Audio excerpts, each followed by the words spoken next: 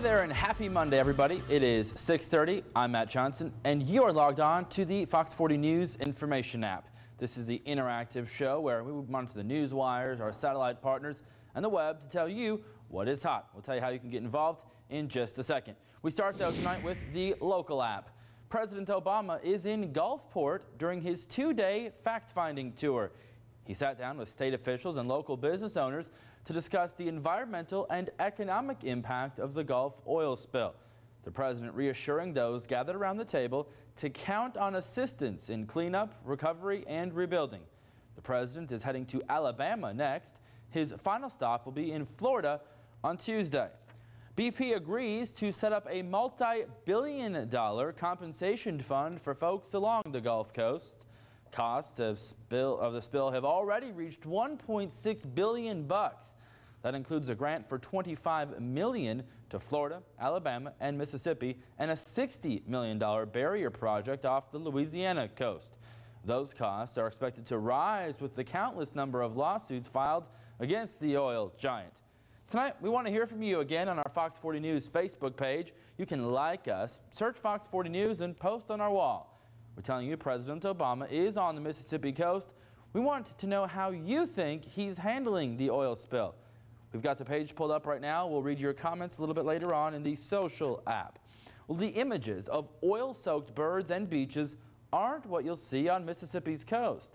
The state disaster officials are trying to fight the oil miles out. Fox 40 News reporter Jessica Larche flew with the Mississippi National Guard on an aerial tour of the oil spill disaster.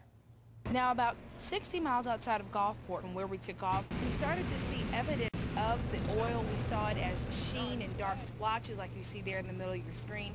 And we also saw it as kind of thick orange lines just laying over the water there. And as we got closer to the actual oil rig explosion site, we started to see darker oil. But as we flew around back to the barrier islands of Mississippi, some of the environmental experts were concerned. They thought they saw a patch of oil sheen, but they already have skimmers out there near the barrier islands. They have workers on the islands there ready to pick up any traces of tar balls that they see. But disaster officials on board the plane said the most important thing is to keep fighting the oil away from the coast so we don't have to deal with what our neighbors like Louisiana and Alabama are dealing with. The barrier islands are our picket line, and that's our line of defense. We've been very lucky that we've only been affected along some barrier islands around Horn and Pettyboy Islands, but it's not been very bad. So right now the state is using about 365,000 feet of hard boom, all to keep the oil out of Mississippi's Gulf coastline. Reporting over the Gulf of Mexico, Jessica Larche, Fox 40 News. If you want a recap of the latest on the oil spill, we have everything you need to know about the disaster.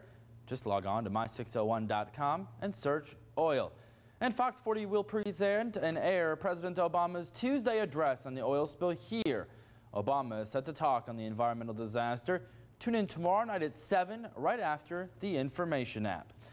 Time to check the weather right now with Storm Track 40 Chief Meteorologist Mike McGowan, back from a lovely vacation. And Mike, it was pretty hot when you were gone, and now we've got a few storms popping up just east of the reservoir. Just in time avoided the heat, but hey, guess what? We have some storms out there. Again, as Matt said, east of the res, north of Interstate 20 here. More in the forecast. We'll tell you when and where next. Thank you, Mike. The electricity bill probably pretty high, too, with all this heat. Well, it's time to relaunch the local app now with a couple other stories going on right here in the 601. A capital city leader says it's time to take control of taxpayer-funded trips. This comes after Jackson's Clarion Ledger newspaper raised question about City Councilman Kenny Stokes' travel. Fox 40 News reporter Haley Westbrook is live out of Jackson City Hall tonight, where the council's special meeting is just wrapping up. Haley? Yeah, well, Matt, the issue was brought up because of Stokes, but get this, he wasn't even at the meeting tonight. Now, he tells me that publicly he doesn't attend special city council meetings, only the regularly scheduled ones. Now, city council leaders say it is time to take control, like you said, of taxpayer-funded trips. But get this, they're not even following the policy put in place right now. Either the city council president and vice president is supposed to sign off on taxpayer-funded travel requests. That isn't happening, and President Frank Bluntson says he didn't even know about the policy policy. Some council members have been getting money for trips in advance, and some have been reimbursed after. A Clearing Ledger article reveals questionable out-of-town trips Stokes took. Some include trips to Chicago for state highway transportation officials and a real estate expo in New York.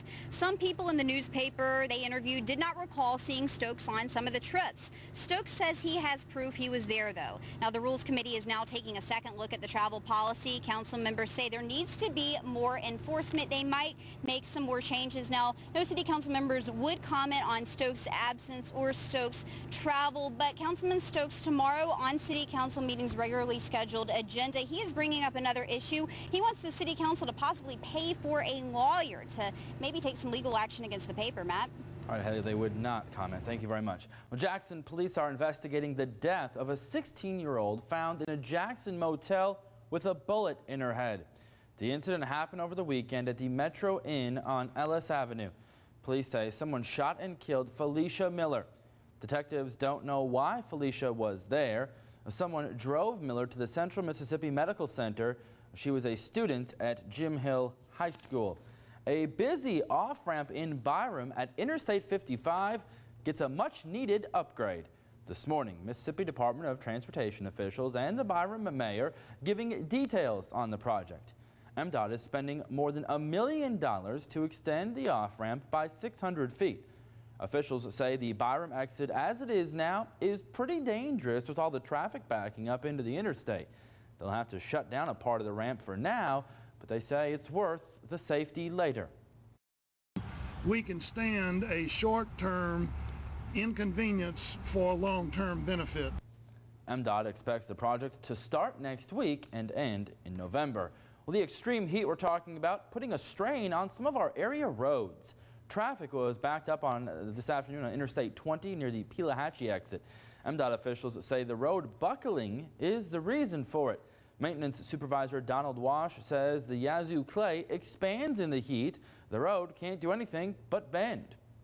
It could cause you to lose control of your vehicle, so I would advise that, in these conditions, look ahead of you and pay attention to the speed limit and slow down if you can. Wash says this doesn't happen every year. He did say the road buckling is happening earlier because it's hotter earlier this summer. Well, the Medgar Evers banquet remembering a former civil rights leader over the weekend.